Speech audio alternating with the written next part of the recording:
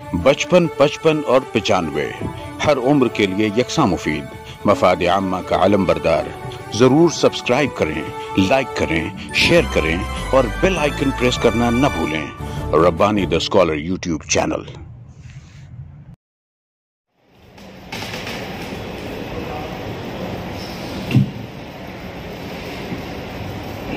बिस्मिल्लाहिर्रहमानिर्रहीम, अल्हम्दुलिल्लाहि रब्बिल आलमीन वल आक़िबतु लिल मुत्तक़ीन, वस्सलातु वस्सलामु अला सय्यिदिल अंबिया'i वल मुरसलीन, सय्यिदिना व हबीबिना व हबीबि रब्बिल आलमीन मुहम्मदिन व अला आलिहि व अस्हाबिहि व मन हदा बिहदिहि इला यौमिद्दीन। क़ाल अल्लाहु तबारक व तआला फ़ी किताबिहिल मजीद वल फ़ुरक़ानिल हमीद, अऊज़ु बिल्लाहि मिनश शैतानिर रजीम, बिस्मिल्लाहिर रहमानिर रहीम, किताबुन अंज़लनाहु इलैका मुबारकन लियद्दब्बरू आयातिही। इस वक्त हम शहर मालेगांव में ऐसे हालात में, जबकि किसी प्रोग्राम के बारे में और किसी जलसे और जुलूस के बारे में सोचा भी नहीं जा सकता है, इस तरह से यहाँ पर उर्दू ज़बान की मोहब्बत में कशा मौजूद है। ये उर्दू ज़बान की करामत से कम नहीं है कि हम लोग उर्दू ज़बान के लिए इस तरह से कहीं कोरोना है तो कहीं ओमिक्रॉन है, सब हमें घेरे हुए हैं, मगर उसके बावजूद इतने बड़े पैमाने पर इस शहर में हमारे खास दोस्त इम्तियाज़ खलील साहब और उनके जितने भी मुआविन रुफ़क़ा हैं, उनके ताउन से जो इतना बड़ा मेला यहाँ पर मुनाक़िद हो रहा है, जिसके बारे में ये कहा जा रहा है कि हिंदुस्तान की आज़ादी के बाद 70 साल तारीख़ में किसी भी मेलों में, किताबी मेलों में सबसे बड़ा मेला है। बहरहाल उर्दू ज़बान ये हिंदुस्तान की एक अहम तरीन ज़बान है और किताब ये इंसान की अहम तरीन ज़रूरत है। ज़बान, दुनिया में हज़ारों ज़बान हैं, हमारे हिंदुस्तान में 400 से ज़्यादा ज़बानें बोली जाती हैं। हम जिस दौर से गुजर रहे हैं ये ज़बानों के ज़वाल का दौर है। बड़ी तेज़ी के साथ दुनिया से ज़बानें ख़त्म होती चली जा रही हैं। चूँकि मुझे अदब और ज़बान से थोड़ी सी दिलचस्पी है, इस वजह से मैं इस पर जो रिपोर्ट आती है उसे पढ़ता रहता हूँ, तो पता चलता है कि किसी ज़बान के बोलने वाले 5 बच्चे हैं, किसी ज़बान के बोलने वाले 1000 बच्चे हैं। तो रोज़ाना दुनिया से ज़बानें ज़वाल पजीर हो रही है।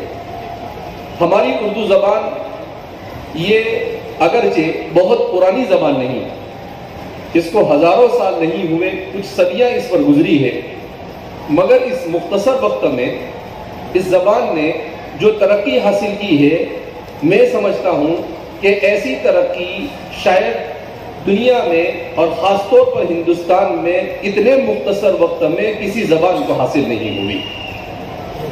उर्दू ज़बान का रिश्ता चूँकि जुड़ा हुआ है मुल्क के साथ, और फिर उसके बाद भी दुनिया में जो ज़बानें बोली जाती है तो कहा जाता है कि दुनिया की ज़बानों में उर्दू ज़बान बोलने वालों की तादाद 4थे नंबर पर या 5वें नंबर पर आती है।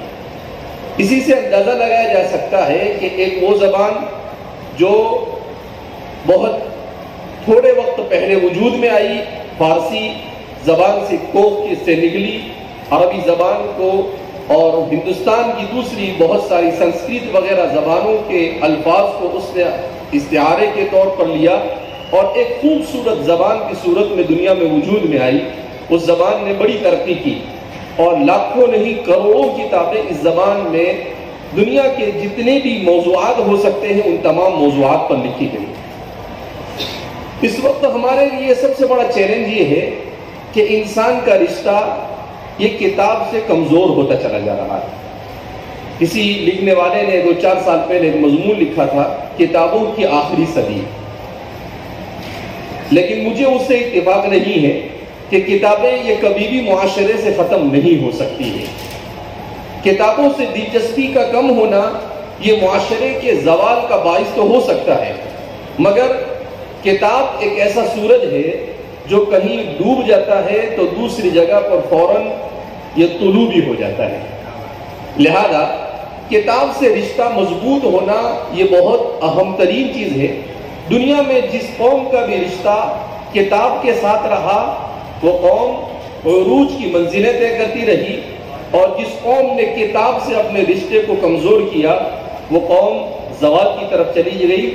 آپ ہندوستان کی تہذیب اٹھا کر دیکھیں، آپ یونان کی تہذیب اٹھا کر دیکھیں، آپ مصر کی تہذیب اٹھا کر دیکھیں، آپ تہذیب اسلامی اور عرب تہذیب کو اٹھا کر دیکھیں، ان تمام تہذیبوں میں انہیں ترقی اسی وقت ملی جب ان کا رشتہ کتاب اور علم کے ساتھ مضبوط رہا۔ لہذا ایسے ماحول میں کتاب کو زندہ کرنا یہ بہت اہم اور ضروری ہو چکا ہے، کیونکہ ہماری موجودہ نسل جو ہے اس نے کتاب کو چھوڑ کر موبائل کو ہاتھ میں لے لیا ہے۔ وہ موبائل پر اپنے وقت کو ضائع کر رہی ہے۔ انسان کی زندگی بہت کم لے کر دنیا میں انسان آتا ہے، اس مختصر سے وقت میں انسان کو اپنی زندگی کو قیمتی بنانا چاہیے۔ مولانا تقی عثمانی صاحب کی کتاب میں کل پڑھ رہا تھا میرے والد میرے شیخ، تو اس میں لکھا کہ حضرت مولانا مفتی شفیع صاحب ان کے والد، جن کو مفتی اعظم کہا جاتا تھا، انہوں نے ایک مرتبہ ان کو نصیحت اور وصیت کرتے ہوئے کہا، بیٹا وقت کی قدر کرنا۔ کہا مجھے وقت برباد کرنا بالکل پسند نہیں، اور پھر عجیب بات کہی، کہا ایک بات میں کہتا ہوں، نہیں کہنی چاہیے، شرم بھی آتی ہے، لیکن میں تمہیں سبق سکھانے کے لیے کہہ رہا ہوں، وہ یہ کہ میں اگر بیت الخلاء میں بھی جاتا ہوں تو اپنا وقت برباد کرنا پسند نہیں کرتا ہوں، وہاں پر بھی بیٹھ کر وہاں پر اگر گندگی ہے تو اسے میں صاف کرتا ہوں، اگر لوٹا ہے تو میں اسے دھو لیتا ہوں۔ تو اس سے اندازہ ہوتا ہے کہ انسان کو اپنی وقت کی کتنی قدر کرنی چاہیے۔ یحییٰ برمکی یہ عالم اسلام میں خلافت عباسیہ کے عروج کے دور کی بہت بڑے وزیر گزرے۔ ان کے بارے میں آتا ہے کہ ان کے کتب خانے میں دوسری صدی ہجری میں ان کے کتب خانے میں 4 لاکھ سے زیادہ کتابیں تھیں، اور ان کے کرتے کی آستین بہت بڑی تھی، تو جب بھی یہ آتے تھے تو اپنی آستین میں کتاب چھپا کر لاتے تھے، اور جہاں پر وقت ملتا تھا بادشاہ سے تھوڑا سا بھی وہ کتاب نکالتے اور پڑھتے، اور پھر اس میں کیا کرتے تھے، رکھ دیا کرتے تھے۔ تو یہ مسلمانوں کے عروج کے دور میں ایسا ہوا کرتا تھا۔ لہذا ہمیں بھی اپنے موجودہ نسل کو موبائل لے کر اس کے ہاتھ میں کتاب تھمانی چاہیے، اگر ہم اپنے ملک کو، اپنے معاشرے کو اور اپنی تہذیب کو ترقی دینا چاہتے ہیں۔ آج ہم موبائل دے دینے کو، اور موبائل اگر بچہ اچھے سے چلا لیتا ہے تو اسے فخر محسوس کرتے ہیں۔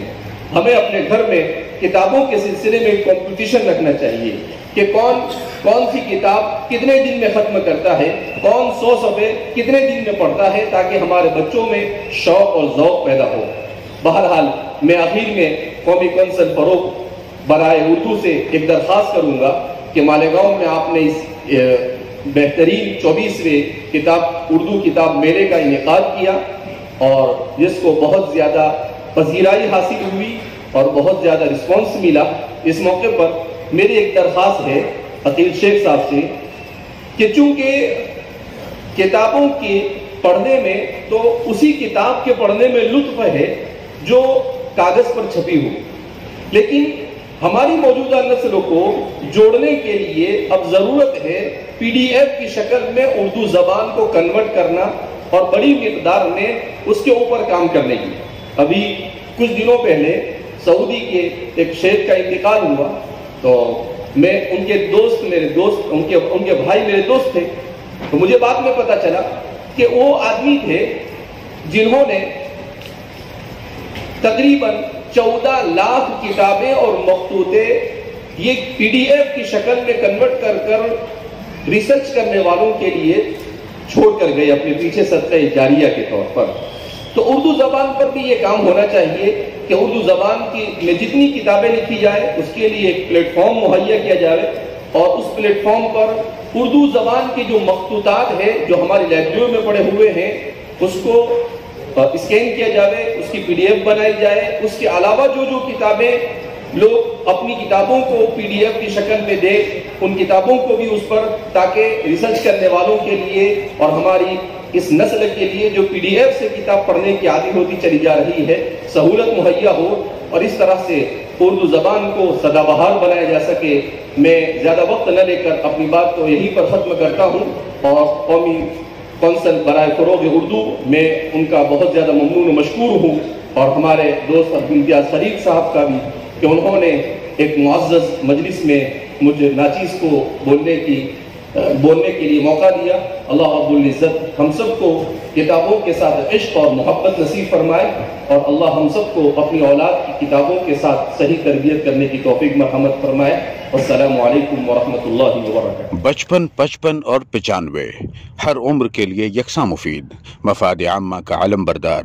ضرور سبسکرائب کریں، لائک کریں، شیئر کریں اور بیل آئیکن پریس کرنا نہ بھولیں۔ Rabbani the scholar YouTube channel. Rabbani the scholar YouTube channel علمی، ادبی، دینی، ملی، سماجی، ثقافتی، تہذیبی، فلاحی، طبی، فنی، معاشی، تجارتی، معاشرتی، انتظامی، انقلابی، تحریکی، تحقیقی، تکنیکی، تفتیشی، تعمیری، تعلیمی و معلوماتی یوٹیوب چینل۔ ضرور سبسکرائب کریں، لائک کریں، شیئر کریں اور بیل آئیکن پریس کریں۔ ربانی دی اسکالر یوٹیوب چینل۔